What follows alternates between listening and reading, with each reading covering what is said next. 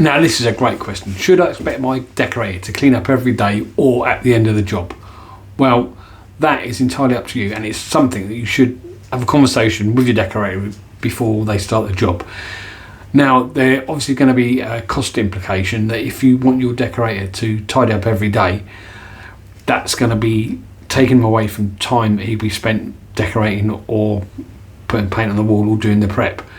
So expect the job to take longer and to cost a little bit more.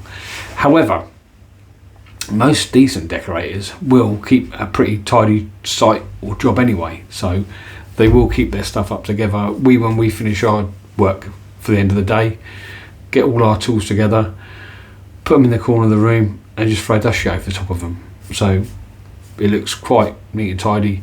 We'll have a sweep round, but yeah, other than that, we leave the site pretty tidy because we don't like working a mess. But there are other people out there or other decorators that maybe don't work so tidily, but it is just down to having a conversation, and the same with anything really to run a good job. Just good communication. Ask these questions, get it out in the air, out in the open before you take on a decorator. Just ask those questions, or talk to their previous customers and see how tidy they were on their site or when they ran their job. Anyway, hope that helps. Speak to you soon.